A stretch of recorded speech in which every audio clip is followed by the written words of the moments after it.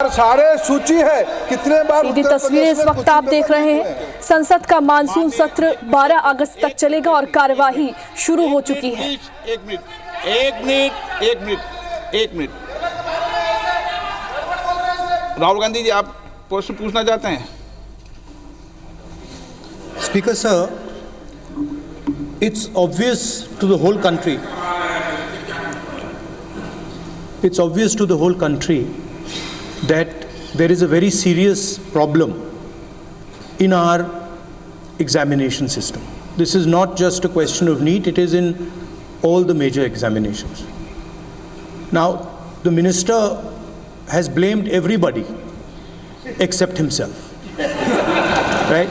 I don't even think he understands the fundamentals of what is going on here. आप प्रश्न क्या है आपका? आ रहा हूँ सर। ये मैं क्वेश्चन को सेटअप कर रहा हूँ। इसलिए प्रश्न पूछते हैं। ये the issue is that there are millions of students in this country who are extremely concerned at what is going on and who are convinced that the Indian examination system is a fraud. That is what is at stake here. Millions of people believe that if you are rich and if you have money, you can buy the Indian examination system. And by the way, and this is the same feeling that the people in the opposition have.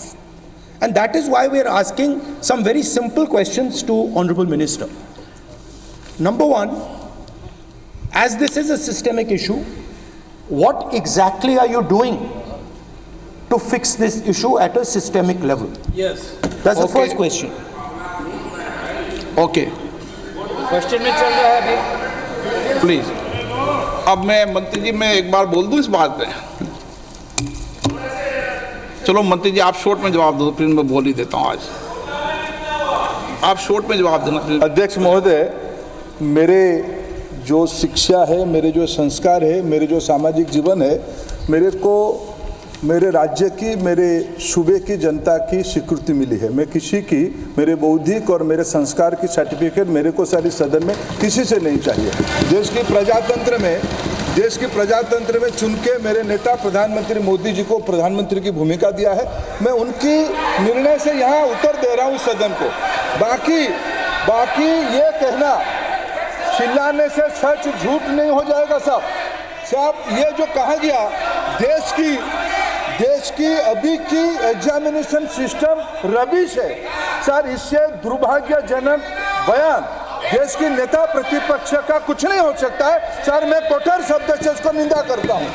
बाकी रहा, मैं sir आपके सामने, आपके माध्यम से देश के सामने सर एक तथ्य रखता हूँ सर। जिन्होंने रिमोट से सरकारें चलाई है, 2010 में 3 बिल आया था सर शिक्षा सुधार के लिए। उन्हीं की पार्टी के नेता आदरणीय कपिल सिब्बल साहब 3 बिल लाए थे। उसमें से एक बिल था एजुकेशन, उसमें एक बिल था prohibition of unfair practice bill 2010, जिसके उद्देश्य एजुकेशन इंस्टीट्यूशन में माल प्रैक्टिस को बंद करना। सर, मेरे सरकार की हिम्मत है, अभी हमने पब्लिक एग्जामिनेशन की रेगुलरिटीज में बिल लाए, कानून बनाए। क्या मजबूरी था कांग्रेस पार्टी की? क्या मजबूरी था नेता प्रतिपक्ष की? उन्होंने उस बिल को उल्टा किया, किसके दबाव में उल्टा किया? क्या निजी मेडिकल कॉलेज की दबाव में, उनकी घूसखोरी की दबाव में उन्होंने उस बिल को उल्टा किया था? सच सुनने की सामने है ये।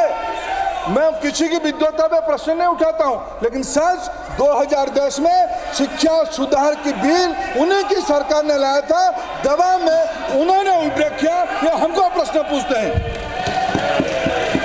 एक मिनट प्लीज। मैं सबको मौका दिया, सबको मौका दूंगा। एक मिनट माननीय सदस्य, प्लीज 1 मिनट बैठिए। प्लीज बैठिए। आप पहली बार, हाँ 1 मिनट।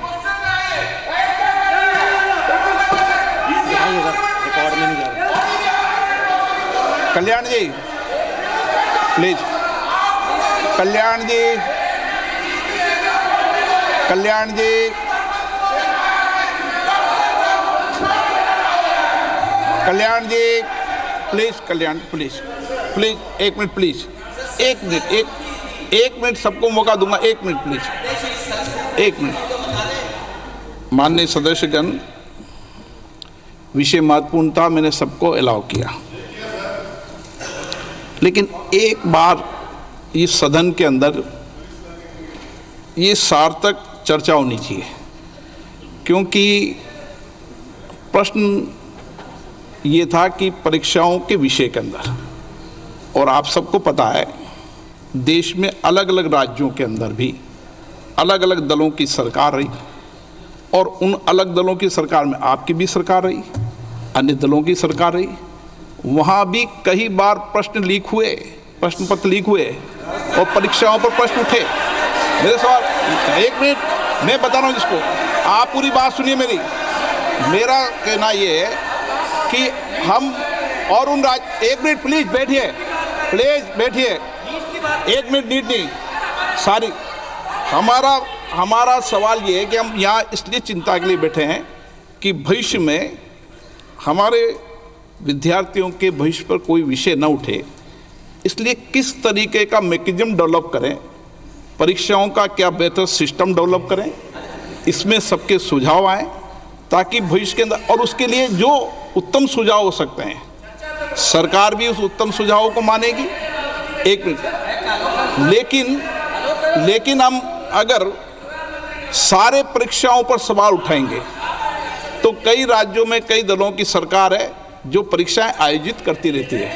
हम सारी परीक्षाओं पर सवाल उठाएंगे तो जो बच्चे उत्तीर्ण होते हैं उनके भविष्य पर और भारत की परीक्षाओं पर, भारत की शिक्षण व्यवस्थाओं पर, पूरे विश्व में एक बहुत गंभीर असर पड़ेगा, जो सदन की चिंता का विषय है। और इसके लिए सभी राज्यों ने अपने अपने यहाँ कानून बनाए, संसद ने भी कानून बनाए। कानून बनाने के अलावा इस विषय के अंदर एजेंसी जांच कर रही है, कोर्ट निगरानी कर रही है। हमारा सवाल ये होना चाहिए कि हम कैसे सकारात्मक रूप से सुझाव देकर इस सिस्टम को और बेहतर कर सकते हैं, ये होना चाहिए। आरोप प्रत्यारोप से सदन नहीं है, आप बेहतर सिस्टम डेवलप करो।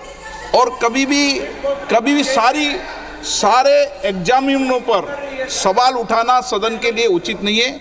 ये सदन इसके लिए है भी नहीं platform. No, question number 3, Shri D Prasad Rao. प्रश्नकाल में सबको सवाल उठाने दिया और एक बार सवाल उठाने के बाद दोबारा नहीं उठाने दिया जाता।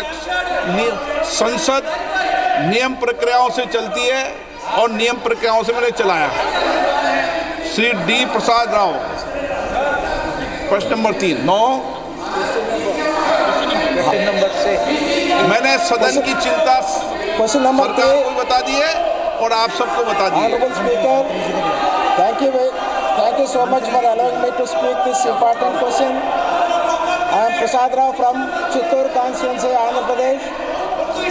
Our beloved Honorable CM Chandrababu Naidu Garu has requested substantial financial support from the center to help reconstruct and rebuild the Andhra Pradesh.